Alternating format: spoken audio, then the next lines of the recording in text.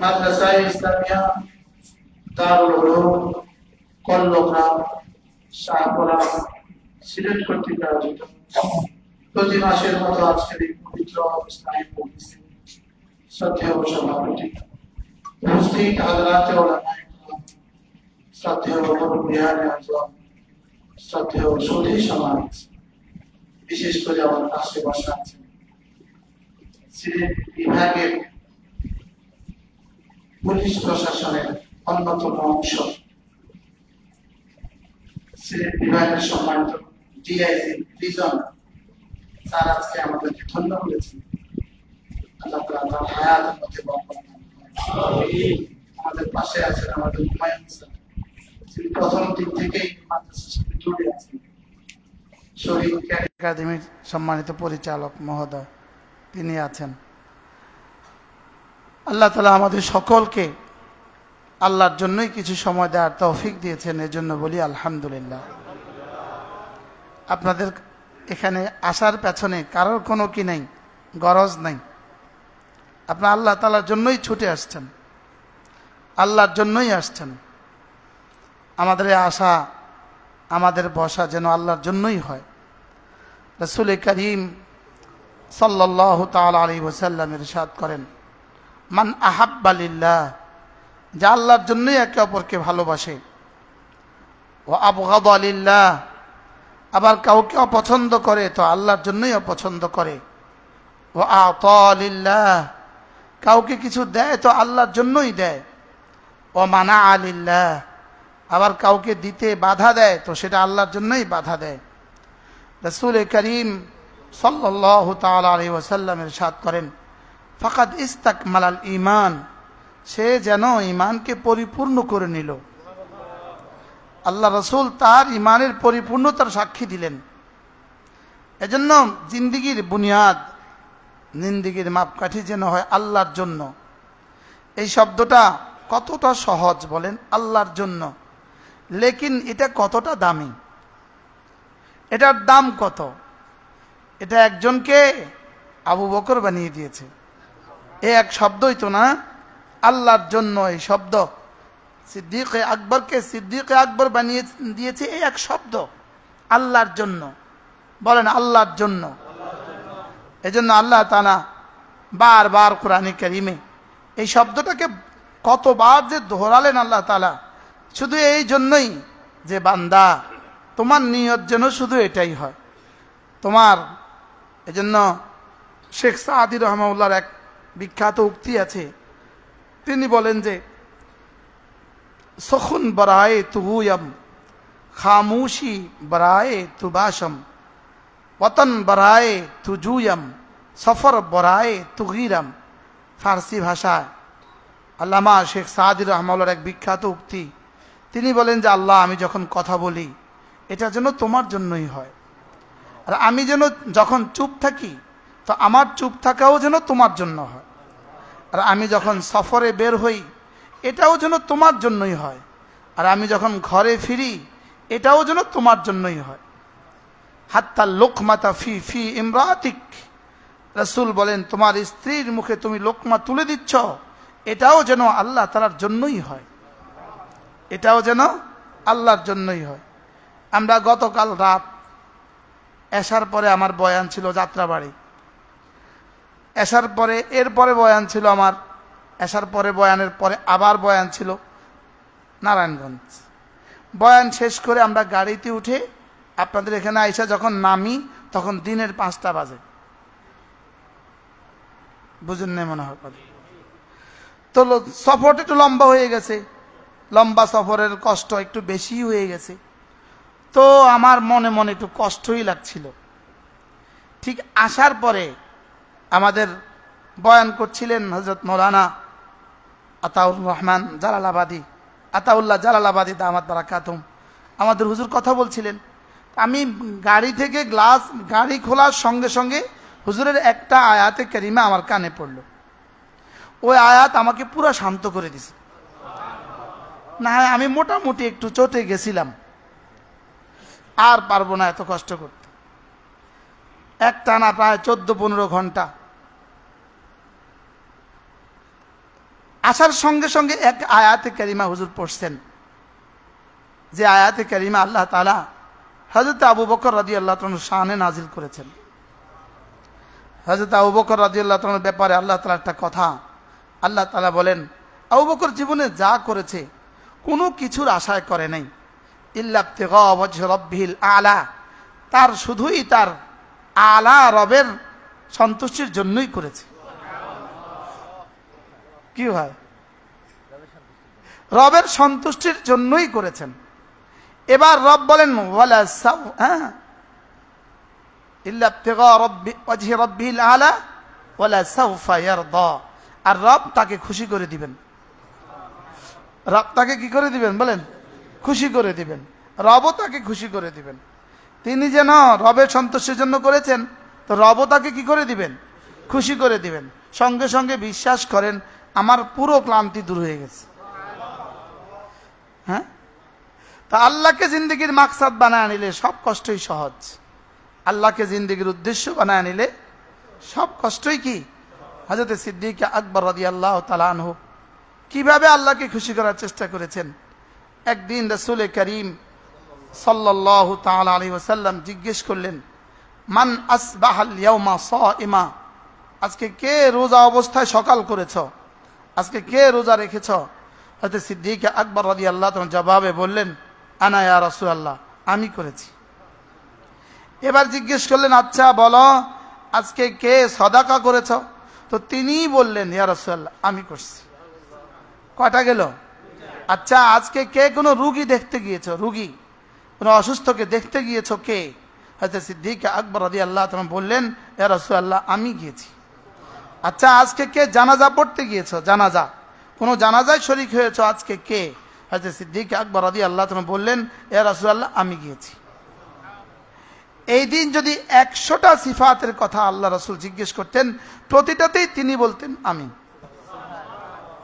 এবার রাসূল করিম সাল্লাল্লাহু তাআলা আলাইহি সাল্লাম ফরমাইলেন, মান ইজতামাআত ফিহি হাযিল খাসলা, যে মানুষের মধ্যে 4টা গুণ প্রতিদিন জমা হবে, ফাইন্নাহু মিন আহলিল জান্নাহ, সে নিশ্চিত জান্নাত। কি গুণগুলো কি সহজ না কঠিন? প্রতিদিন কিছু না কিছু সাদাকা করা, মাঝে মাঝে রোজা রাখা। মাঝে মাঝে কি রাখা? রাসূল করিম সাল্লাল্লাহু তাআলা আলাইহি ওয়াসাল্লাম সোমবারে রোজা রাখতেন, বৃহস্পতিবারে রোজা রাখতেন। আপনারাও নিয়ত করেন ইনশাআল্লাহ, সোমবার বৃহস্পতিবার রোজা রাখা। রাসূল বলতেন, আমি সোমবারে কেন রোজা রাখি? সোমবারে আমি দুনিয়াতে তাশরীফ এনেছি। রাসূলের জন্মদিবস ছিল কি বার? সোমবার। সোমবারে আমি জন্মগ্রহণ করেছি, এর খুশিতে আমি সোমবারে রোজা রাখি। আর বৃহস্পতিবারে আমি রোজা রাখি এজন্য যে বৃহস্পতিবারে উম্মতের আমাল আল্লাহ তাআলার কাছে পেশ করা হয়, পুরো সপ্তাহের আমাল আল্লাহ তাআলার কাছে পেশ করা হয়। আমি চাই যে আমার আমল আল্লাহ তাআলার কাছে পেশ হয় রোজা অবস্থায়। কি ভাই, তাহলে এই 2 দিন রোজা রাখার নিয়ত করা যায় না ইনশাআল্লাহ? কিবার কিবার? সোমবার আরবরা রোজা রাখে খুব বেশি, সোমবার বৃহস্পতিবার রোজা রাখে। এই জন্য আমরাও নিয়ত করবো ইনশাআল্লাহ। কোনো মানুষ যদি একদিন নফল রোজা রাখে, একদিন, স্বাস্থ্যও ভালো থাকবে, রূহও ভালো থাকবে। কোনো মানুষ যদি একদিন নফল রোজা রাখে, রাসূল করিম সাল্লাল্লাহু তাআলা আলাইহি ওয়াসাল্লাম ইরশাদ করেন, বা'দাহুল্লাহু আনিন নার, আল্লাহ তাআলা তাকে জাহান্নাম থেকে দূরে সরিয়ে দিবে। কা গোরাবিন তারা মিন ফারিখিহি ইলা হারিমিহি, একটা কাকের বাচ্চা তার বাসা থেকে যেদিন উঠতে শুরু করলো, সেদিন থেকে মৃত্যু পর্যন্ত যদি উড়ে যেই পরিমাণ দূরে যাবে, তা আল্লাহ তাআলা জাহান্নাম থেকে তাকে এই পরিমাণ দূরে সরিয়ে দিবে। কি হয়, তাহলে সোমবার বৃহস্পতিবার রোজা রাখার কি করা? অভ্যাস করা, রোজা রাখার অভ্যাস করা। রোজা মানুষকে রুহকে পরিচ্ছন্ন করে দেয়, রোজা মানুষকে শাহওয়াতকে কমিয়ে দেয়, রোজা মানুষের শরীরকে সুস্থ করে দেয়। আর ডায়াবেটিস ওয়ালাদের জন্য অনেক বেশি উপকার, কোলেস্টেরল ওয়ালাদের জন্য অনেক বেশি উপকার, ফ্যাটওয়ালাদের জন্য অনেক বেশি উপকার। তো দুনিয়াও হয়ে গেল, আখিরাতও হয়ে গেল। আবার ওই দিনে দাওয়াত খাওয়া থেকে বেঁচে গেলেন, আরেকজনের দাওয়াত দেওয়া থেকেও বেঁচে গেল, অনেক উপকারিতা আছে। কি ভাই, তাইলে প্রতিদিন সুযোগ থাকলে কোনো না কোনো রোগী দেখতে যাওয়া। আপনার আশেপাশে কোনো অসুস্থ মানুষ আছে, তাকে দেখতে যাবেন। তাকে কি যাবেন বলেন? তাকে দেখতে যাবেন। অসুস্থ মানুষকে দেখতে গেলে রাসূল করিম সাল্লাল্লাহু তাআলা আলাইহি ওয়াসাল্লাম ইরশাদ করেন, মানুষ যখন অসুস্থ মানুষকে দেখতে বের হয় তো রাস্তার মোড়ে 70,000 ফেরেশতা তাকে ইস্তেকবাল করে। তাকে জিজ্ঞেস করে, আচ্ছা তুমি কোথায় যাচ্ছ? বলে আমি তো রুগী দেখতে যাচ্ছি। বলে আর কোনো প্রয়োজন তো নাই? মানে আর কোনো প্রয়োজন নাই, আর কোনো গরজ নাই। তো সঙ্গে সঙ্গে ফেরেশতা তার জন্য ইস্তেগফারের মাগফিরাতের দোয়া করে দেয়, আল্লাহ তাকে মাফ করে দাও, আল্লাহ তাকে মাফ করে দাও। আমি একসময় অসুস্থ হয়েছিলাম, তা হাসপাতাল ছিলাম ঢাকা পঙ্গুতে, অপারেশন হয়েছে। আমার প্রিয় ওস্তাদ টুমচর মাদ্রাসার যিনি প্রিন্সিপাল ছিলেন হযরত মাওলানা হারুন আল মাদানী দামাত বারাকাতুহু, অনেক বড় আলেমে দ্বীন, আমার অনেক প্রিয় ওস্তাদ, অনেক বড় ওস্তাদ। হুজুর দামাত বারাকাতুহু আমাকে দেখতে গেছেন হাসপাতালে, লক্ষ্মীপুর থেকে ঢাকা আসছেন।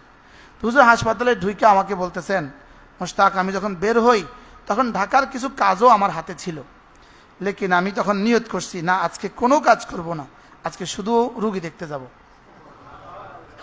ওই ফেরেশতারাই দোয়ার জন্য। কি হয়, হুজুরের বাসা হলো লক্ষ্মীপুর, হুজুরের বাড়ি হলো টুমচর গ্রামে, লক্ষ্মীপুর এক গ্রাম টুমচর, টুমচরই হইল হুজুরের মাদ্রাসা।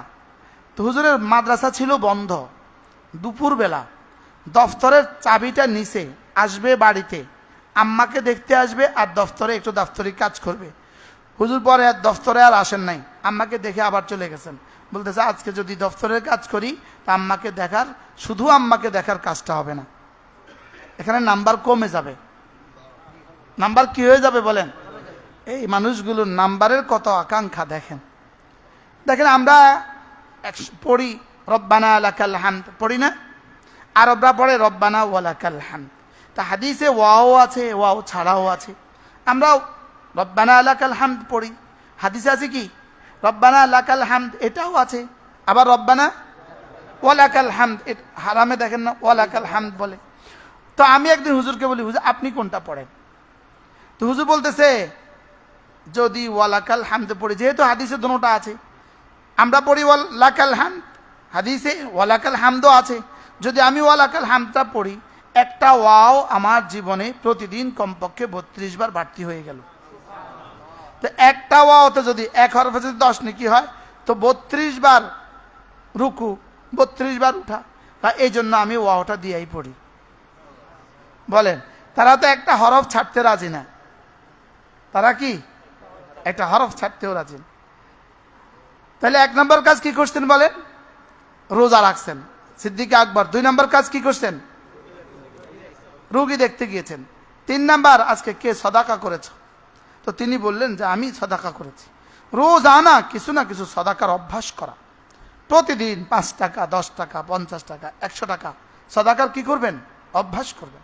যারা বিদেশে আছেন, আপনি সদাকা দেওয়ার মতো মানুষ পাচ্ছেন না, আপনি একটা বক্স রাখেন, বক্স। আপনি এক বক্সের মধ্যে প্রতিদিন $1, $2 করে রেখে দেন। গত 2-1 বছর আগে আমেরিকার এক মহিলা আমার মাদ্রাসায় কিছু টাকা দিছে, টাকা বাংলা টাকা অনেক টাকা, প্রায় 3 লাখ টাকা। তো তিনি বললেন যে আমার স্বামী আমাকে প্রতিদিন কিছু ডলার দেয়, তো এটা ডলার দেয় আমার হাত খরচের জন্য, আমি ওখান থেকে একটা বক্সের মধ্যে প্রতিদিন কিছু না কিছু রেখে দেই, এই টাকাটা ওই টাকাটা। কি হয়? তাইলে 1 টাকা 2 টাকা করে। একবার নোয়াখালী চাটখিলে আমি একটা বয়ান করছিলাম, বাংলাদেশের একটা বিখ্যাত ইংরেজি পত্রিকার একজন সাংবাদিক ওই বয়ানে বসা ছিলেন। আমি আমার মতো করে বয়ান করছি যে আপনি যদি সিগারেট না খেয়ে সিগারেটের টাকাটা যদি আপনি একটা বক্সে রেখে দিতেন, তো 2 বছর পরে তো আপনার হজ ফরজ হয়ে যেত। উনি বয়ানে ছিলেন।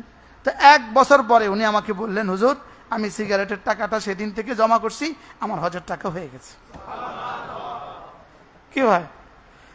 ওই ভদ্রলোক পরে হজ করেছেন, তারপরে তার ইন্তেকাল হয়ে গেছে। আল্লাহ তার কবরকে জান্নাতের টুকরো বানিয়ে দেন। এখন আপনি কি বুঝলেন বলেন? অল্প অল্প করেই তো কি হয়? মহাসাগর হয়। প্রতিদিন আপনি 5টা টাকা সদাকা করেন। যারা বিদেশে আছেন, আপনি একটা বক্স রেখে দেন, বক্স। ওই বক্সের মধ্যে $5, £5, €5 আপনি ওই বক্সের মধ্যে রেখে দেন। 5 রিয়াল, 1 দিনার আপনি ওই বক্সের মধ্যে রেখে দেন। মাস শেষে কোনো মসজিদ মাদ্রাসায় এটা সদাকা করে দেন, কোনো গরিব দুঃখীকে সদাকা করে দেন। কোনো অসহায়কে সদাকা করে দেন, কোনো বিধবাকে সদাকা করে দেন। হায় বিধবার তার অভাব নেই আমাদের দেশে। রাসূল করিম সাল্লাল্লাহু তাআলা আলাইহি ওয়াসাল্লাম ইরশাদ করেন, আস-সাই আলাল আরমিলা, যে বিধবাকে সাহায্য করে, রাসূল বলেন কাল মুজাহিদ ফি সাবিলিল্লাহ, সে আল্লাহর রাস্তায় জিহাদকারীর মতো। কোন আল্লাহর রাস্তায় জিহাদকারীর মতো? যেই জিহাদকারী কোন রাতে ঘুমায় না, আল্লাযী লাম ইয়ানাম, যে মুজাহিদ ঘুমায় না রাতের বেলা, ওয়ালাম ইউফতির, আর দিনের বেলায় রোজা ভাঙে না। সারা বছর যে মুজাহিদ রোজা রাখে, আর সারা বছর যে মুজাহিদ আল্লাহ রাস্তা থাকে, আবার সারা রাত আল্লাহ রাস্তা জায়নামাজে দাঁড়িয়ে থাকে, বলে এই মানুষটাকে আল্লাহ তাআলা যেই পুরস্কার দিবেন, কোন বিধবাকে যে সাহায্য করে আল্লাহ তাআলা তাকে এই পরিমাণ পুরস্কার দান করবেন। আপনার ছোট ভাইয়ের বউ বিধবা, বা চাচা মারা গেছে, ভাই মারা গেছে, প্রতিবেশী মারা গেছে, তার বিধবা স্ত্রী ঘরে আছে, বিধবা বিবি ঘরে আছে, আপনার বিধবা বোন আছে, হইতে পারে না? অনেকেরই তো আছে। বিধবার সাহায্য করবেন, বিধবাকে সাহায্য করবেন, আল্লাহ তৌফিক দান করেন। এরপরে ইয়েতিমের সাহায্য করবেন। ইয়েতিমের সাহায্য, ইয়েতিম, রাসূল বলেন আনা ওয়াকাফিলুল ইয়েতিম কাহাতাইন, আমি এবং ইয়েতিমের পরওয়ারিশ করনেওয়ালা জান্নাতে 2 আঙ্গুলের মতো থাকবো। অর্থাৎ এতটা কাছে থাকবো আমি আর ইয়েতিমের পরওয়ারিশ করনেওয়ালা। এখন কি ইয়েতিমকে পালে না, ইয়েতিমের মাল নিজেরা ভক্ষণ করে? কি হয়? ইয়েতিমকে না দেওয়ার চক্করে থাকে, ইয়েতিমকে কি না দেওয়ার চক্করে থাকে, ইয়েতিমকে কিভাবে বঞ্চিত করা যায়। এজন্য ইয়েতিমকে কি করবেন? ইয়েতিমের মাথায় হাত বুলাবেন। হ্যাঁ, আমাদের মাদ্রাসায় ইয়েতিম আছো, দেখি দাঁড়াও তো, যার বাবা নাই দাঁড়াও তো, একজন ছাত্র কই? একজনও দাঁড়ায় না। দাঁড়াও, এদিকে আসো, এদিকে আসো। আল্লাহ, তুমি আমার কাছে আসো, এখানে আসো। মাশাআল্লাহ। রাসূল করিম সাল্লাল্লাহু তাআলা আলাইহি ওয়াসাল্লাম ইরশাদ করেন, এতিমের মাথা যদি কেউ হাত বুলিয়ে দেয়, হাতের নিচে যতগুলো চুল আছে এই সমপরিমাণ নেকি আল্লাহ তাআলা তাকে দিয়ে দিবেন। কয় পারা হয়েছে তোমার? শেষ। স্যার হাফেজ হয়ে গেছে,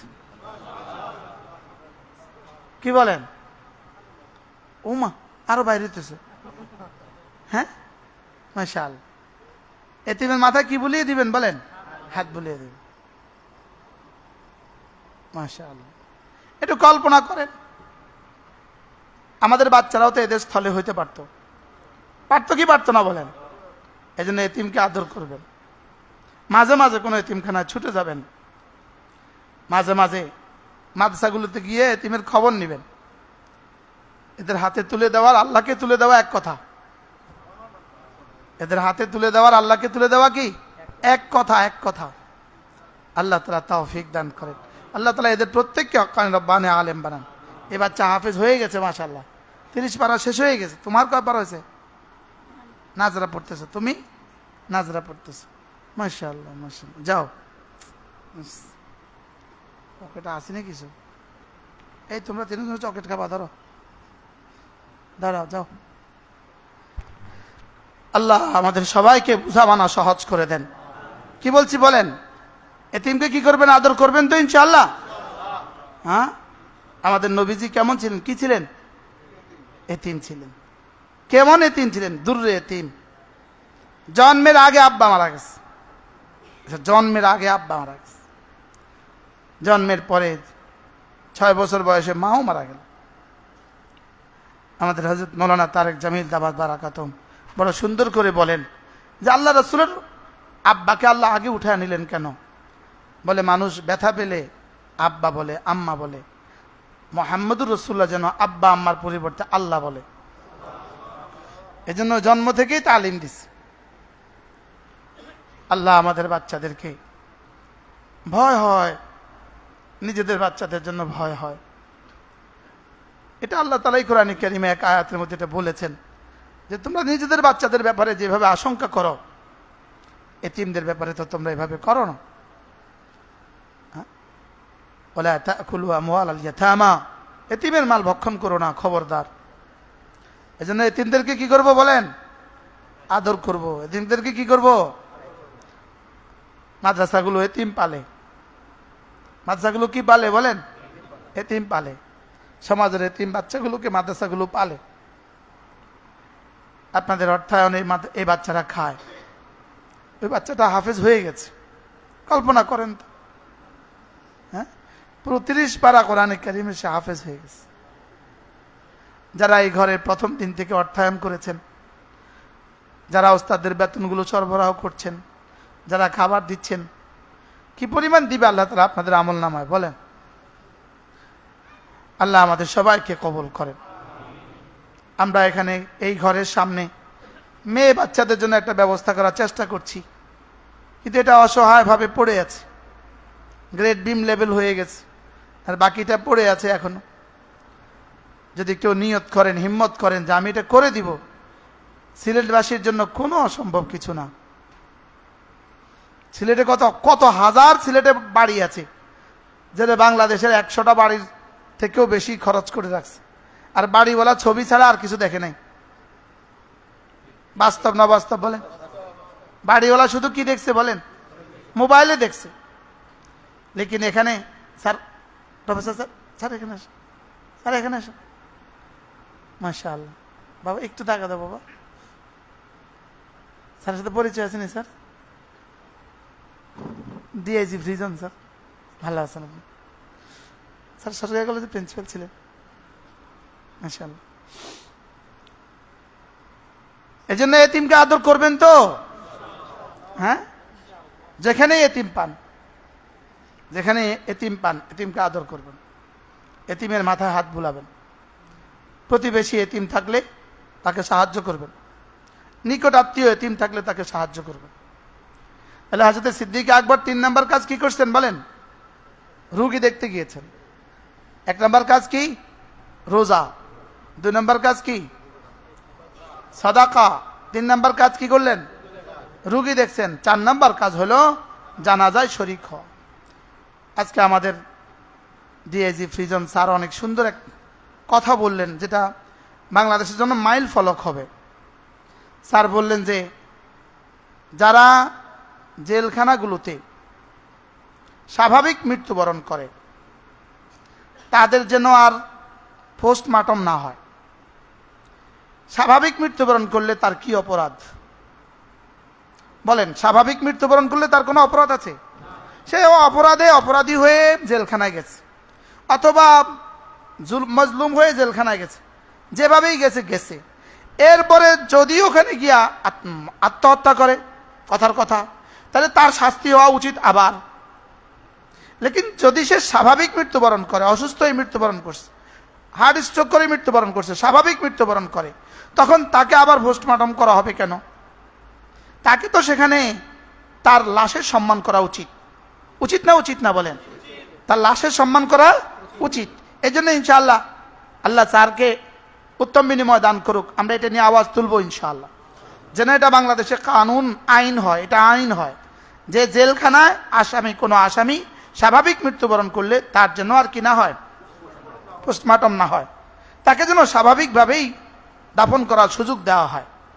মূলত একজন মুসলমানের হক, এক মুমিনের হক হলো তার জানাজায় শরীক হওয়া। তার জানাজায় কি হওয়া বলেন? শরীক হওয়া। মৃত মানুষকেও কষ্ট দেওয়া যাবে না। আল্লাহ রাসূল সাল্লাল্লাহু আলাইহি ওয়াসাল্লাম সরাসরি হাদিসে এটা ঘোষণা আছে, মৃত মানুষকেও কি, মৃত মানুষের হাড্ডি ভাঙা যাবে না, মৃত মানুষকেও কাটা যাবে না, মৃত মানুষকেও জবে করা যাবে না, মৃত মানুষকেও কষ্ট দেওয়া যাবে না। তাহলে এটা অনেক সুন্দর একটা কথা, আর বলা তো যাচ্ছে না।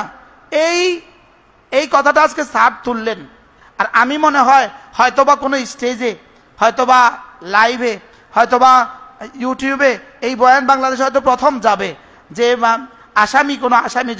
কোনো আসামি যদি জেলখানায় স্বাভাবিক মৃত্যুবরণ করে তার জন্য পোস্টমর্টম করা না হয়, এটা হয়তোবা এটা প্রথম এলান। কিন্তু হইতে পারে এই পুরস্কার আমার ভাগ্যও জুটতে পারে। পারে না বলেন?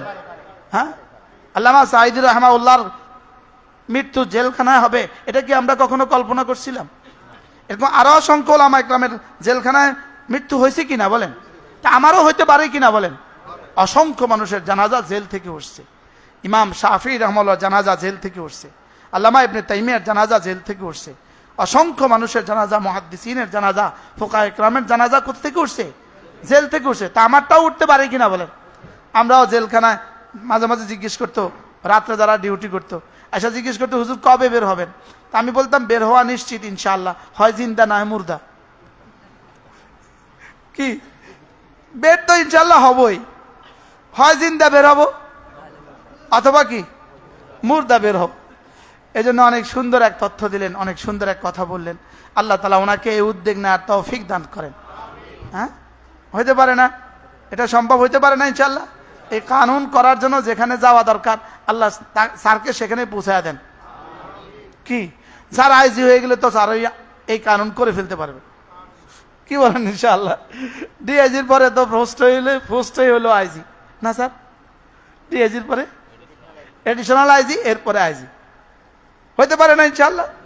আল্লাহ সহজ করে দেন। আল্লাহ বাংলাদেশের জন্য এই কানুনও করে দেন, এই আইনটাও করে দেন, আল্লাহ সহজ করেন। তাইলে আমরা কি করব বলেন?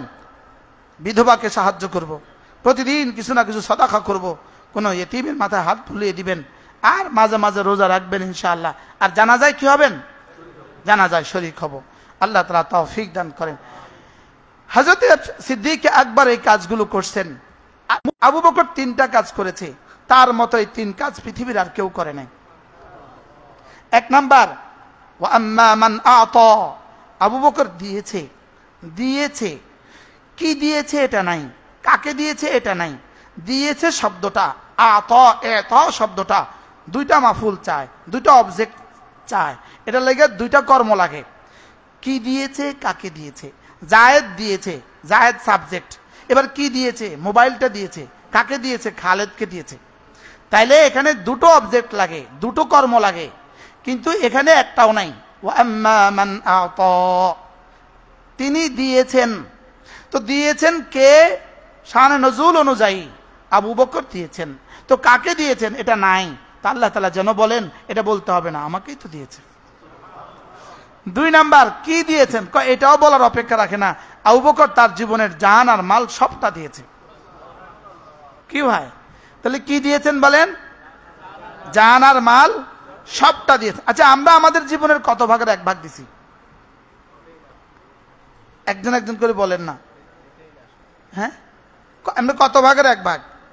এই ইসলামী মজলিস মাসে কয়বার, কত ঘন্টা? বলো 6-7 ঘন্টা। এখন আসতেছে। তাইলে আমার জানের কিছু সময়, আমার জীবনের কিছু সময়, আমার মালের কিছু প্রতিদিন আল্লাহ তাআলাকে তুলে দেওয়া উচিত। বলেন না ইনশাআল্লাহ? মানে হয়রান হয়ে গেছে, কি বলবে, কি ইনশাআল্লাহ করবো না নাউজুবিল্লাহ করবো? কি ভাই, আমার জান আমার মাল থেকে কিছু না কিছু সময় আর কিছু না কিছু মাল প্রতিদিন আল্লাহ তাআলাকে তুলে দেওয়া দরকার। দরকার না? দরকার না? যিনি দিয়েছেন তাকে দেয়া। বলেন, আমি গতকালকে আমার ঢাকার মসজিদে বলেছিলাম, আমাদের এক ভাই, আমার এক বন্ধু, সে আমেরিকা থাকে, তো সে আমাকে প্রথম এই কথাটা বলছে, আমার এত ভালো লাগছে। সে বলতেছে, হুজুর আমি মসজিদে যাওয়ার সময় অবশ্যই $2-4 নিয়ে যাই। কেন? মসজিদের দান বক্সটা যখন আমার সামনে দিয়ে যায়, বক্সটা যেন আমাকে বলে, এই আমাকে কিছু দিয়ে দাও, আমি আল্লাহ তাআলার কাছে সুপারিশ করে দিব। আচ্ছা, কথাটা কেমন বললো বলেন? হ্যাঁ, এই জন্য মসজিদে আপনাদের সামনে যখন ব্যাগ যাবে তখন একটা নোট রেখে দিবেন, সাধ্যের সবচেয়ে বড়টা দিবেন। কি বলছি বলেন?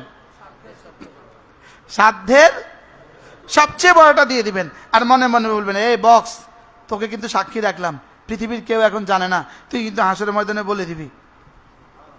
হ্যাঁ, তুমি কিন্তু হাসরের ময়দানে বলে দিবা যে আল্লাহ, আমি যখনই ওর সামনে গিয়েছিলাম ও আমাকে কখনো খালি ফেরত দেয় নাই।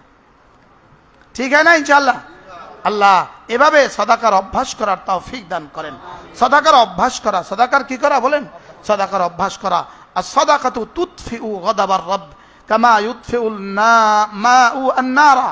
সদাকা আল্লাহ তাআলার গজবকে, আল্লাহ তাআলার গোসাকে এভাবে নিভিয়ে দেয় যেভাবে পানি আগুন নিভিয়ে দেয়। কি ভাই, পানি আগুনকে যেভাবে নিভিয়ে দেয়, ঠিক সদাকা এভাবে আল্লাহ তাআলার গোসাকে নিভিয়ে দেয়। প্রতিদিন কিছু না কিছু সদাকা করবেন, বিশেষ করে নিজের গরিব আত্মীয় স্বজন। বলেন, নিজের গরিব গরিব আত্মীয় স্বজনকে যদি আপনি দান করেন, ভাগিনা আছে, ভাগিনী আছে, ভাতিজা আছে, ভাতিজি আছে, গরিব এক ভাবি আছে, গরিব এক চাচি আছে, গরিব এক খালা আছে, গরিব খালাতো বোন ফুফাতো বোন আছে, এদের হাতে যদি তুলে দেন তো দুটো লাভ একসাথে হবে। একটা হলো সেলায়ে রেহমি, আত্মীয়তার হক আদায় হবে, আর হলো সদাকার সওয়াব হবে। আর আত্মীয়তার হক যদি আদায় হয়ে যায়, আল্লাহ রাসূল বলেন আত্মীয়তার হক এটা আরবি হলো সিলাতুর রহিম। সিলাতুর রহিম, রেহেম মানে কি? জরায়ু। জরায়ু রেহেম মানে কি? জরায়ু। মানুষের আত্মীয়তার বন্ধন হয় কি দিয়া বলেন? জরায়ুর বুনিয়াদে আত্মীয়তার বন্ধন হয়। মা জরায়ু, মার সাথে সম্পর্কিত নানি, দাদি, খালা যা আছে সব। তাহলে এটা এখান থেকে রেহেম বলে। রেহেম শব্দটার অর্থ হলো তুলতুলে, রিক্কা, নরম নরম। রেহেম, রেহেমকে রেহেম কেন বলে? এটা বাচ্চার জন্য বড় নরম। বলেন বাচ্চার জন্য এটা কি? বাচ্চার জন্য বড় নরম। এখান থেকে রেহেম, এখান থেকে রহমত, এখান থেকে রহমান। কি ভাই? এজন্য রেহেম নিজে কি বলে জানেন? রেহেম নিজে এলান করে প্রতিদিন। রেহেম মানে কি বলছি? আত্মীয়তা সম্পর্ক। এখন আত্মীয়তা সম্পর্ককে রেহেম কেন বলে? এটা জরায়ুর সাথে কি সম্পর্কিত। তো রেহেম নিজে কি বলে? এ জানো আমি কিন্তু রেহেম, মান ওয়াসালানি, যে আমাকে মিলাবা, ওয়াসালাহুর রহমান, রহমান তাকে মিলাবে। আর জানো রেহেম কি বলে? রেহেম কি বলে জানো? আমি কিন্তু রহমান থেকে আসছি, আমি কিন্তু কি থেকে আসছি। এই জন্য আত্মীয়তার সম্পর্ক, ভাইয়ের সাথে সম্পর্ক ভালো রাখা। ভাগিনা, ভাতিজা, ভাতিজি, ফুফাতো ভাই বোন। মানুষ ফুফাতো ভাই বোনের খবরই রাখে না। বাস্তব না বাস্তব? কোথায় চলে গেছে ফুফি, তো বিয়ে হয়ে গেছে, ফুফাতো ভাই বোন কোথায় চলে গেছে তাদের আর খবর রাখে না। এই জন্য ফুফাতো ভাই বোন এটা অনেক বড় আত্মীয়। চাচাতো ভাই বোন, জ্যাঠাতো ভাই বোন, এদের সাথেও কি রাখা বলেন? বলবেন হুজুর কি ওয়াজ করছেন আজকে এগুলো? হ্যাঁ স্যার,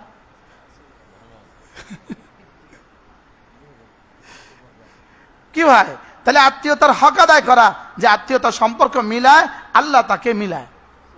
মান ওয়াসালানি ওয়াসালাহুল্লাহ, যে আল্লাহ তাআলা আত্মীয়তার সম্পর্ক মিলিয়ে রাখে। এজন্য আপনাকে মূলত আপনি আত্মীয়তার হক আদায় কখন করলেন? যে আপনাকে হক আদায় করলো আপনি তার সাথে হক আদায় করলেন, এটা আত্মীয়তার হক আদায় হলো না। বলকে যে আপনার সাথে দুর্ব্যবহার করবে আপনি তার সাথে সদ্ব্যবহার করবেন, এটা হলো সদ্ব্যবহার। এটা হলো কি ব্যবহার বলেন? বলেন সদ্ব্যবহার কোনটা? এটা হলো কি? এটা হলো সদ্ব্যবহার। মূলত এই সদ্ব্যবহারের জন্যই আল্লাহ তাআলা আল্লাহ রাসূলকে পাঠিয়েছেন। বুইসতু লিউতাম্মিমা মাকারিমাল আখলাক, সচ্চরিত্রের পূর্ণতা দেওয়ার জন্য রব্বে কারীম আমাকে প্রেরণ করেছেন। রব আমাকে প্রেরণ করেছেন আখলাক শিখাবার জন্য। সুবহানাল্লাহ।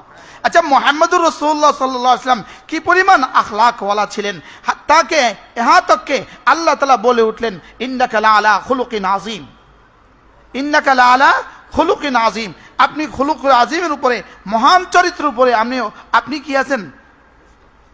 অধিষ্ঠ আছেন, আপনি উপবেশিত আছেন, আপনি যেন বসাই আছেন খুলুক আযীমের উপরে। সুবহানাল্লাহ। কি ভাই? তাহলে এই জন্য আখলাককে কি করা বলেন? আখলাককে সুন্দর করা। দেখেন হাসাসাতুল ওয়াজহ, বাসাসাতুল ওয়াজহ লিআখিল মুসলিম সাদাকা। কোন মুসলমানের সামনে একটু মুস্কি হেসে দেওয়া, এটা সাদাকার সওয়াব। আচ্ছা, মুস্কি হাসতে গিয়ে আপনার পয়সা খরচ হয়েছে? হ্যাঁ, একটু মুস্কি হেসে দিলেন, এটা কিসের সওয়াব? একজন মুসাফা করলেন এভাবে, এটা কেমন হইল? আর একটু মুস্কি হাসি দিলেন, সালামটা একটু মুস্কি হেসে দিলেন। কি ভাই? ওই আমাদের দেখেন না, আমাদের বেসরকারি কোম্পানিগুলো তারা তাদের ক্লায়েন্টদের সাথে কি মুস্কি হাসে? এটা ওদের কি শিখায়? এটা ওদেরকে কি করে বলেন? এই গ্রামীণ ফোনের কর্মচারীরা কি আচরণ করে? আপনি যত কথা বলেন সে শুধু হাসে, তার কষ্ট হয় তারপরও সে হাসে। বিমানবালারা হ্যাঁ, যত কষ্ট দিবেন আপনি ও হাসে। প্লিজ স্যার, এক্সকিউজ মি বলতে থাকে। কি ভাই? তাহলে আমরা কি করব? বাসাসাতুল ওয়াজহি লিআখিল মুসলিম সাদাকা। আরেক ভাইয়ের জন্য একটু মুস্কি হেসে দেওয়া, এটাও কি বলেন? এটাও সাদাকা। আমাদের স্যার যদি এই সিদ্ধান্ত, আল্লাহ যদি এই সিদ্ধান্তটা রাষ্ট্রীয় আইনে পরিণত হয় তো ইনশাআল্লাহ কিয়ামত পর্যন্ত এর পুরস্কার স্যার পেয়ে যাবে। কি ভাই? আল্লাহ আমাদের সকলকে হেফাজত করেন। আল্লাহ আমাদের সকলকে কবুল করেন। তাহলে হযরত সিদ্দিক আকবর রাদিয়াল্লাহু তাআলা আতা দেওয়ার হক আদায় করেছেন। কি দিয়েছেন বলেন? ভুলে গেছে। কি দিয়েছেন বলেন? কাকে দিয়েছেন? আল্লাহকে দিয়েছেন। জান মাল আল্লাহকে দেওয়া, জান মাল তো তাকে দেওয়া যিনি জান মাল দিয়েছেন। বলেন বলেন বলেন। হ্যাঁ, জান মাল কে দিয়েছেন? কে কত নিয়ে আসছিলেন দুনিয়াতে? কে কত নিয়ে আসছিলেন? এই জন্য বাচ্চাদের জামায় কিন্তু পকেট নাই। বাচ্চাদের জামার কি নাই? ওই একদিনের বাচ্চার জন্য আপনারা গিফট কিনেন না, জামা কিনেন না, ওটাতে পকেট আছে? বাচ্চাদের জামায়ও পকেট নাই, মেয়েদের জামায়ও পকেট নাই। বুঝো না কথা। আজকের এই সমাজও মেয়েদের জামায় পকেট নাই। স্যার ঠিক নেই? আজকের এই জমানায় মেয়েদের জামায় কি নাই বলেন? প্রশ্ন, বাচ্চাদের জামায় পকেট নাই কেন? বাচ্চাদের জামায় পকেট নাই যেই কারণে, মেয়েদের জামায় পকেট নাই সেই কারণে। আর মুর্দারের কাপড়ে, কাফনের কাপড়েও পকেট নাই সেই কারণে, একই কারণ। কারণ বাচ্চাদের টাকা নাই। বলেন, মুর্দারের কি নাই?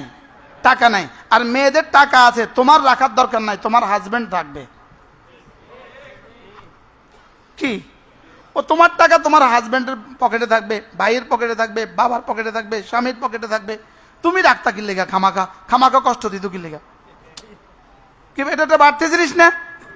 এই জন্য বাচ্চাদের পকেটে কি নাই? কি লেগা? টাকা নাই। মুর্দারের পকেট নাই কেন? টাকা নাই। মেয়েদের কাপড়ে পকেট নাই কেন? দরকার নাই। কি তোমার টাকা বহন করার লাগে আমি 4 জনকে ঠিক করে দিছি। তোমার বাবা, তোমার স্বামী, তোমার সন্তান, তোমার বড় ভাই। তো তোমার টাকা বহন করার দরকার কি? যেন তোমার দোষ দিয়ে আজ পর্যন্ত মেয়েদের এই ফ্রকের মধ্যে টাকা পকেট বানায় না। আপনি চ্যালেঞ্জ করেন, জান যায়।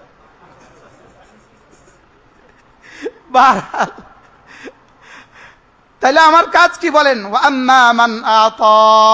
দেওয়া দেওয়া। বলেন দেওয়া দেওয়া। কাকে দেওয়া? কারটা কাকে দেওয়া? হ্যাঁ, আচ্ছা যদি পুরাটা চাইতেন তো কি করতাম আমরা? হ্যাঁ, পুরাটা চাইছেন কোনোদিন? না, পুরাটা তো চান নাই, অর্ধেক চাইছেন। শুধু যাকাত হিসাবে 40 ভাগের 1 ভাগ চা। আর কোরবানি কত ভাগের 1 ভাগ চাইছে মোট? ওটা তো হাজার হাজার ভাগের 1 ভাগ। একটা ছাগল, বাস একটা ছাগল, 1 বছর বয়সী একটা ছাগল। তো তোমার সম্পদ যতই হোক, তুমি 10 কোটি টাকাই হোক, আর 20 কোটি টাকাই হোক, আর 100 কোটি টাকাই হোক, কি 20,000 টাকার একটা ছাগল দিলেই হোক। কালকে আমার মসজিদে একজন নামাজ পড়ছে, আমাকে অনেক মহব্বত করেন। তো ওনার শুধু কর্মচারীদের বেতন দেয় উনি 350 কোটি টাকা। বাংলাদেশে কর্মচারী বেতন দেয় মাসে কত? 350 কোটি টাকা উনি কর্মচারীর বেতন দেয় প্রতি মাসে। তো ওনার উপরও কোরবানি যে দূর ওয়াজিব, আমার উপরও দূরে ওয়াজিব। একটা ছাগল, একটা কি? একটা ছাগল। তা আল্লাহ আমার কাছে অল্পই তো চাইলেন। যে আল্লাহকে দিল। 2 নাম্বার, ওয়াত্তাকা, আল্লাহকে ভয় করলো। বলেন আল্লাহকে কি করলো? তাহলে কয় কাজ পাইলাম? কি কি? আল্লাহকে দিল আর আল্লাহকে ভয় করলো। 3 নাম্বার, ওয়াসাদ্দাকা বিল হুসনা, কালিমায়ে তাইয়্যিবার উপরে ইয়াকিন বানাইলো। কালিমায়ে তাইয়্যিবার উপরে ইয়াকিন বানাইলো। আপনারা কি মনে করেন এই 3টা আমাদের মধ্যেও কিছু না কিছু আছে না নাই? আছে। অন্য সাহাবীদের মধ্যেও কিছু না কিছু আছে না নাই? আছে। তবে এই 3টা শতভাগ পাওয়া গেছে যার মধ্যে, তার নাম কি? আবু বকর সিদ্দিক রাদিয়াল্লাহু তাআলা।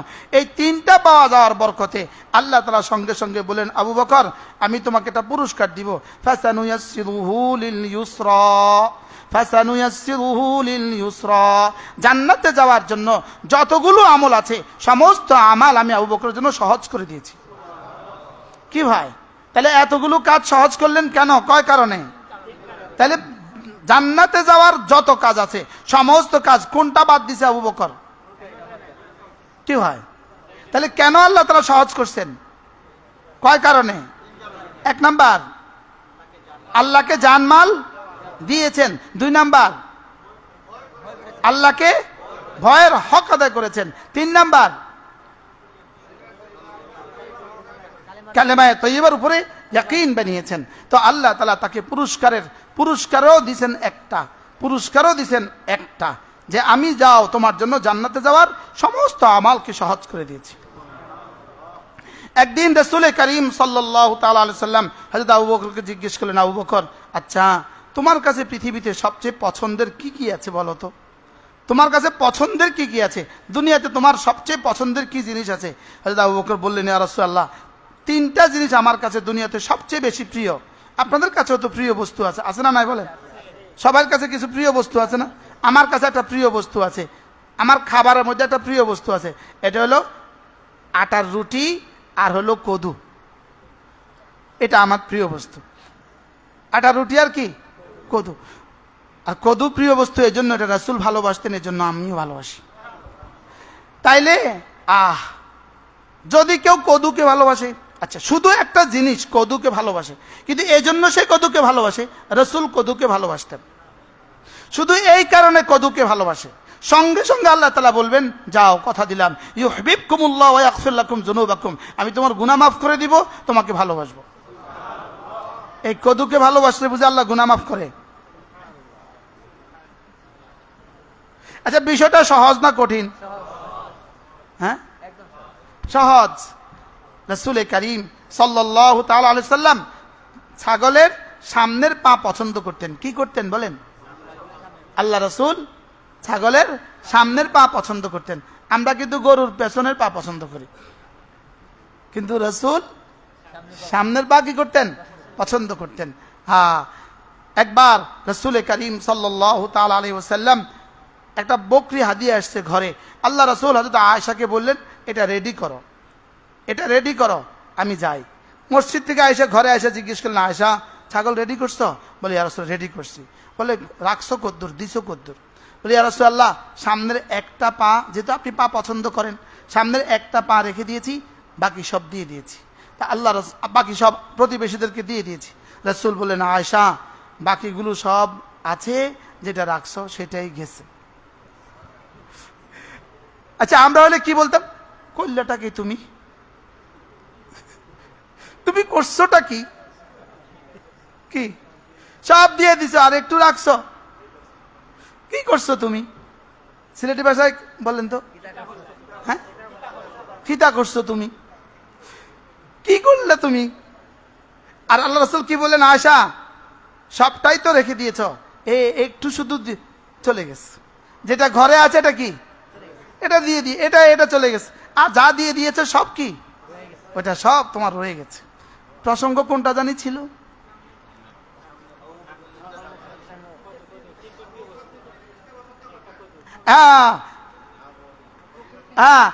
কোনটাকে তুমি কোনটা পছন্দ করো? ইয়া রাসূলুল্লাহ, আমার তিনটা জিনিস পছন্দের আছে। আদনান ভাই বলবো?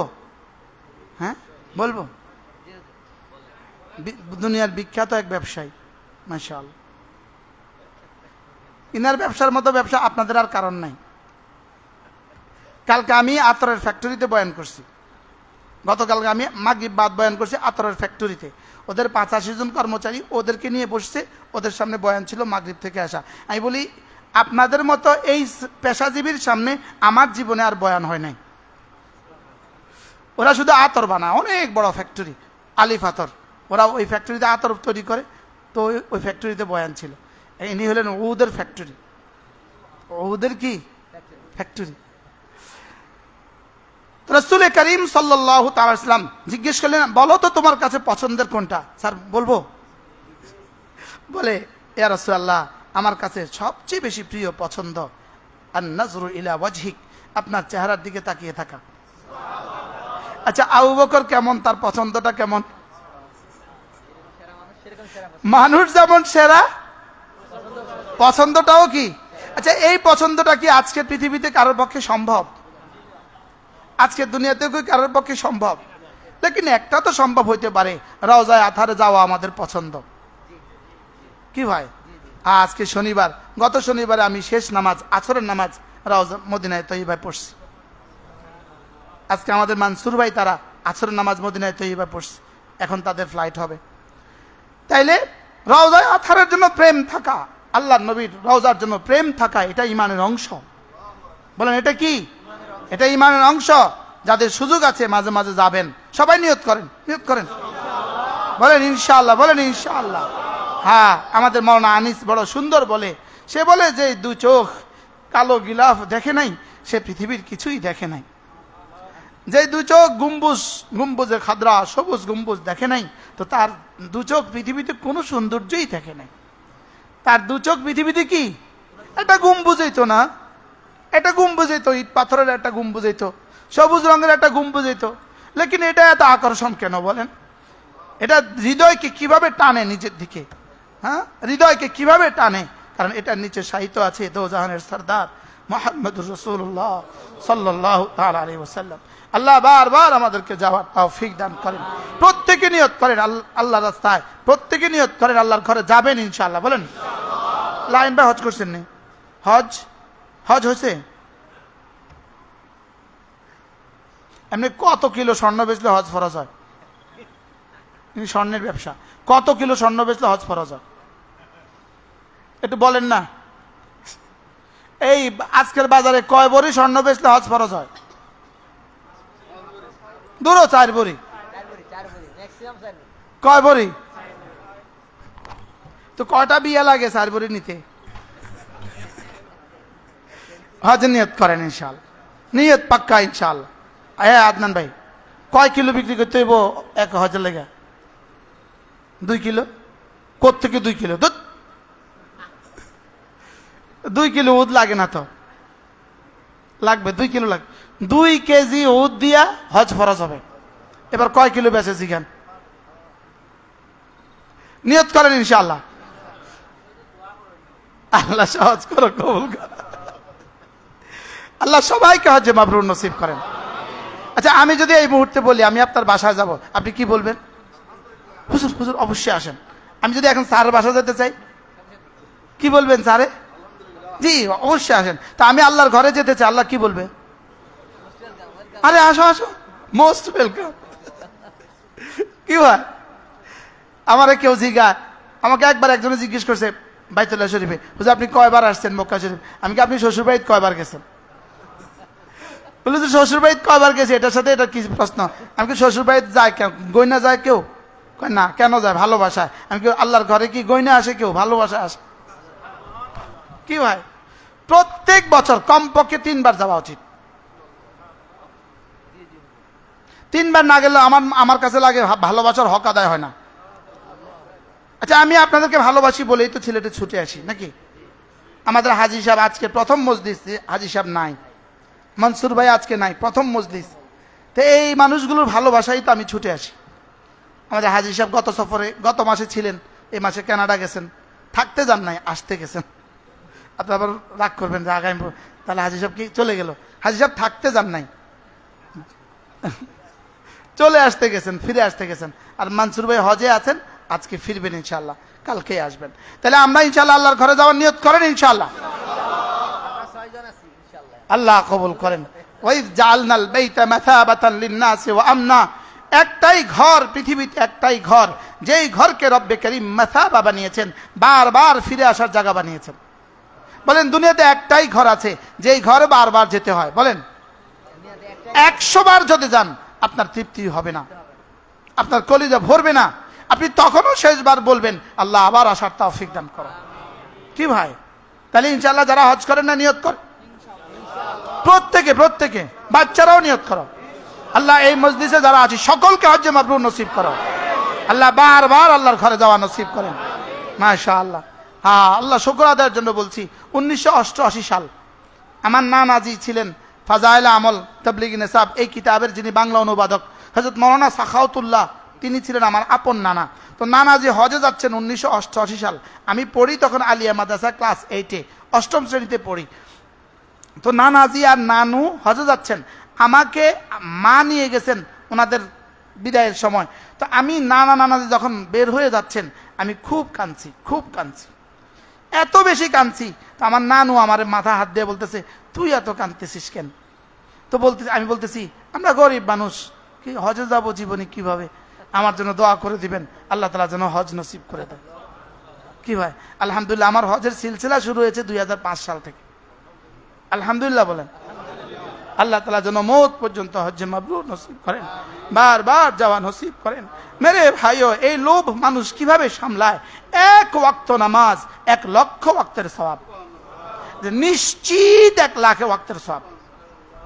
কয় লাখ ওয়াক্ত? 1 লক্ষ ওয়াক্তের সওয়াব। তো 2 ওয়াক্তে কত? 5 ওয়াক্তে কত? 5 ওয়াক্তে 5 লাখ। অনেকগুলো হাদিসের সমন্বয় থেকে আমরা এটা পাই, হাসানাতুল হারাম, হারামে পাকে কেউ একবার সুবহানাল্লাহ বললে 1 লক্ষ বার সুবহানাল্লাহ নেকি আল্লাহ তাআলা তাকে দান করবেন। একটা রোজা রাখলে 1 লক্ষ রোজার নেকি আল্লাহ তাআলা তাকে দান করবেন। একটা খতম কোরআনে কারীম করলে আল্লাহ তাআলা তাকে 1 লক্ষ খতম কোরআনে কারীমের নেকি দান করবেন। তাহলে এবার বলুন তো দেখি, হারামে যাওয়া কতটা দরকার? কি হয়? আপনাদের ছেলেরা যারা বিদেশে আছে, ভাইরা যারা বিদেশে আছে, লন্ডন আমেরিকা আছে, তাদের উপর হজ ফরজ হয়ে রয়েছে কয়বার মোট? আচ্ছা, 7 লাখ টাকার ডলার দিয়ে ভাগ করলে কত হয়? 7 লাখ টাকা ডলার করলে কত হয়? হ্যাঁ না, ডলার দিয়ে করলে 6000। আচ্ছা 6000 কত? তো 6000 ডলার ওয়ালা নাই বাংলাদেশে? 6000 ডলার ওয়ালা আমেরিকাতে কতজন আছে সিলেটি? এবার 6000 পাউন্ড ওয়ালা কতজন আছে? 6000 ইউরো ওয়ালা কতজন আছে? 6000 কানাডিয়ান ডলার ওয়ালা কতজন আছে? লক্ষ লক্ষ আছে কিনা বলেন? তেরা হজ করবে কবে? কি হয়? আচ্ছা, যিনি আমাকে বানালেন আমি তার ঘরে গেলাম না, যিনি আমাকে এতটা ভালোবেসে এত কিছু দিয়েছেন আমি তার ঘরে গেলাম না, এটা কতটা নিমক হারাম? আপনি শ্বশুর বাড়িতে 1 বছরে একবার যান না, আপনার শাশুড়ি কি বলবে? কি কি কি জামাই? হ্যাঁ, 1টা বছরে একবার শ্বশুর বাড়িতে আসে না, কি জামাই? তা আপনি যে জীবনে একবার গেলেন না, তা আল্লাহ কি বলবে? কন না, বলেন না, কথা কন না। হ্যাঁ, শুধু কিপটা নি কইব, কত বড় হারামি! এত মাল আমি তাকে দিলাম, সে আমার ঘরটা আসে না। আরে বলবে কি বলবে না বলেন না? এত মাল আমি তাকে দিলাম, সে আমার ঘরে আসে না। কঠিন হিসাব। লক্ষ লক্ষ ডলার দিয়ে সে বাড়ি করে, লক্ষ লক্ষ ডলার খরচ করে সে বাড়ি করে, লেকিন সে হজ করে না। রাসূল বললেন, যে হজ করার সামর্থ্য পাইল অথচ হজ করলো না, আল্লাহ রাসূল বলেন সে ইহুদি হয়ে মরুক আর নাসারা হয়ে মরুক, আমি নবীর কোনো পরোয়া নাই। নাউজুবিল্লাহ বলেন না। তো নবী যদি আপনার জিম্মাদারি না নেয়, আপনার জিম্মাদারি নেবে কে? স্যার হজ করছেন? প্রফেসর সাহেব হজ করছেন? মাশাআল্লাহ মাশাআল্লাহ। আপনার হজ বহুত দেরি হয়ে গেছে, আবার করা দরকার। স্যার কবে করছেন? 11। ও মেলা দিন হয়ে গেছে, আবার নতুন করে করতে হবে। আপনি কবে করছেন? নিয়ত করেন, নিয়ত, হজের নিয়ত ইনশাআল্লাহ। সবার হজের নিয়ত আছে তো ইনশাআল্লাহ? আল্লাহ এই মজলিসে যতজন আছে সকলকে হজ্জে মাবরুর নসিব করে দেন। আল্লাহ বারবার যাওয়া নসিব করেন। আল্লাহ এই ঘর সকলে, মৌলানা হাসান দাঁড়ান দাঁড়ান, আমাদের হাসান সাহেব আগামী বছর হজ করবে ইনশাআল্লাহ। আপনার সাথে হাসান হজে যাবে, এখনই নিবন্ধন হবে ইনশাআল্লাহ, আসার সঙ্গে সঙ্গে নিবন্ধন হয়ে যাবে ইনশাআল্লাহ। আল্লাহ কবুল করো, আল্লাহ তাআলা তৌফিক দান করো। তাহলে হজের পুরস্কার, আল হজ্জুল মাবরুর লাইসা লাহুল জাযা ইল্লাল জান্নাহ, হজ্জে মাবরুরের কোনো পুরস্কার নাই, পুরস্কার শুধুই জান্নাত। আচ্ছা, পুরস্কারটা কেমন? বলে ইন্নাল হজ্জা ইয়াহদিমু মা কানা ক্বাবলা, হজ তার পেছনের জীবনের সমস্ত গুনাহগুলোকে মুছে দেয়, পুরো জীবনের রেজিস্টারকে সাফ করে দেয়। আর হজ ইউনফিয়ানিল ফাকরা ওয়াদ যুনুবা, হজ দুটো জিনিসকে নিষেধ করে দেয়, ডিলিট করে দেয়, পুরো মুছে দেয় জীবন থেকে। একটা হলো দারিদ্রতাকে মুছে দেয়, আর একটা হলো গুনাহগুলোকে মুছে দেয়। আর কি কি লাগে বলেন?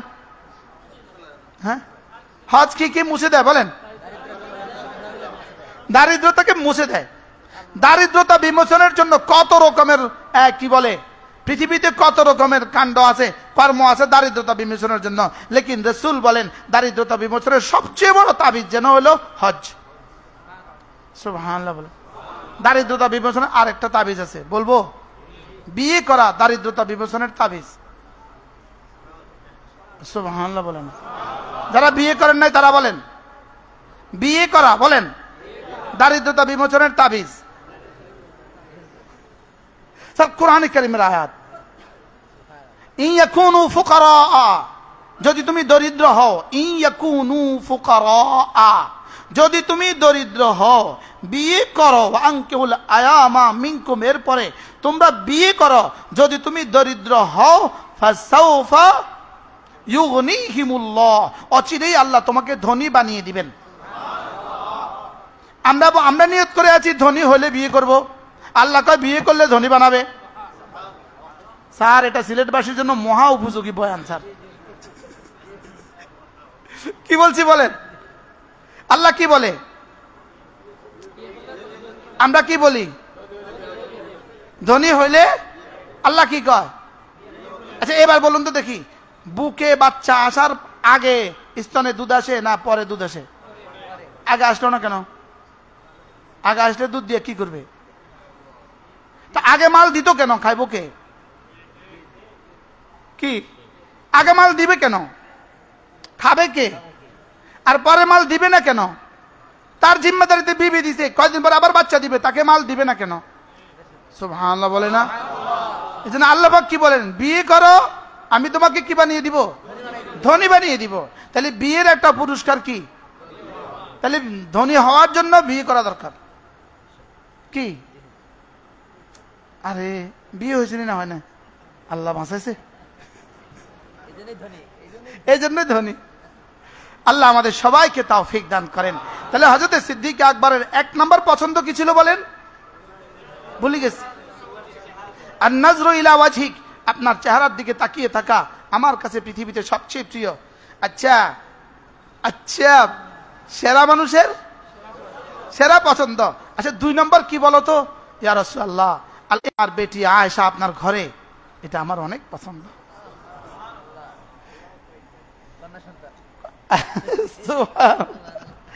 আল্লাহ তাআলা আমাদেরকে হযরত সিদ্দিক আকবরের মতো সাদাকাত নসিব করেন।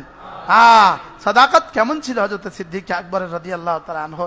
এইজন্য আল্লাহ তাআলা পুরস্কারও দিবেন, ওয়ালা সাউফা আল্লাহ তাআলা পুরস্কার দিবেন, ফাসানুয়াসসিরুহু লিল ইউসরা, আমি জান্নাতের সমস্ত আমাল তোমার জন্য সহজ করে দেব। আল্লাহ তাআলা আমাদের সকলকে দ্বীন নসিব করেন। আমরা প্রথম প্রসঙ্গ ছিলাম যে আল্লাহ তাআলাই আমাদেরকে এখানে নিয়ে আসছেন, আল্লাহর জন্যই আমরা এখানে আসছি, মনে আছে আপনাদের? তাহলে আজকের ওয়াজ কি ছিল বলেন? আল্লাহর জন্য। বলেন একটা শব্দ আজকে মুখস্থ করে যাব যে আমি আজকে ওয়াজ শুনছি, আজকের ওয়াজের সাবজেক্ট। তাহলে আমার বলা, আমার শোনা, আমার দেয়া, আমার ঘরে যাওয়া, আমার মসজিদে যাওয়া, আমার বাইতুল্লাহতে যাওয়া, আমার বাজারে যাওয়া। বাহ! হযরত আব্দুল্লাহ ইবনে ওমর রাদিয়াল্লাহু তাআলা আনহু, আব্দুল্লাহ ইবনে ওমর প্রতিদিন বাজারে যেতেন। সাথীরা জিজ্ঞেস করেন, হযরত আপনি তো বাজারে গিয়ে কিছু কেনেনও না, কিছু বেচেনও না, আপনি বাজারে যান কেন খামাখা? তো তিনি বলেন, আমি রাসূলকে বলতে শুনেছি সাল্লাল্লাহু তাআলা আলাইহি ওয়াসাল্লাম, আমি রাসূল করিম সাল্লাল্লাহু তাআলা ওয়াসাল্লামকে বলতে শুনেছি যে বাজারে গিয়ে এই দোয়াটা পড়ে আল্লাহ তাআলা তাকে 10 লাখ নেকি দান করে। আমি এই দোয়াটা পড়ার জন্য বাজারে যাই। তাহলে বলেন সাহাবী বাজারে গেছেন কেন? দোয়া পড়ার জন্য। আল্লাহর জন্য সাহাবারা বাজারে যেতেন, আমরা আল্লাহর জন্য মক্কা শরীফও যাই না। সেখানেও যায় অন্য নিয়তে, সেখানেও যায় আলহাজ লেখার জন্য, সামনে পোস্টারিং হবে তো আলহাজ লিখতে হবে, না যায় কি লিখতে পারবে? হ্যাঁ, বাংলাদেশে একজন ছিল, তার নাম হিন্দু ছিল না মুসলিম ছিল এটা আমার জানাই ছিল না। আমি সবসময় ভাবতাম এটা কি হিন্দু না মুসলিম। পরে একদিন দেখি গাছের আঘাত লটকানো আছে আলহাজ, তখন বুঝছি এটা মুসলিম। কি আলহাজ, এই তখন বুঝছি উনি মুসলিম। কি বলেন? উনি জীবনে কখনো কোরবানি দিতেন না। তার ড্রাইভার নিজে বলেছেন, নিজে সে বলে শুধু আমি 6 বছর তার ড্রাইভিং করছি, উনি কোরবানি দিতেন না। উনি বলতেন কোরবানি কোনো অর্থ হয় না। নাউজুবিল্লাহ বলেন। এখন জেলখানা, এখন কোথায়? এখন ঢাকাতে আছেন। খুব কাঁদেন। কাঁদা কি দেখছেন? সামনে কাঁদা আরো আসতেছে। কাঁদা মাত্র শুরু। নুরু ভাত নিবি? মাত্র শুরু। কি উনি কোরবানি করতেন না কেন? কোরবানির কোনো অর্থ নাই। কোরবানি কি? পশু হত্যা। কি ভাই, আল্লাহ আমাদের শিক্ষা ব্যবস্থাকে, গোটা শিক্ষা ব্যবস্থাকে গজব করছেন, গোটা শিক্ষা ব্যবস্থাকে, পুরা এই দেশকে 1000 বছর পিছিয়ে দিয়েছেন এই শিক্ষা ব্যবস্থায়। এই কমিনা শিক্ষা ব্যবস্থাকে সমূলে ধ্বংস করছে। কারণ শিক্ষা ব্যবস্থাকে ধ্বংস না করলে জাতি ধ্বংস হবে না, জাতি ধ্বংস না হলে আরেকজনের গোলামি করবে না।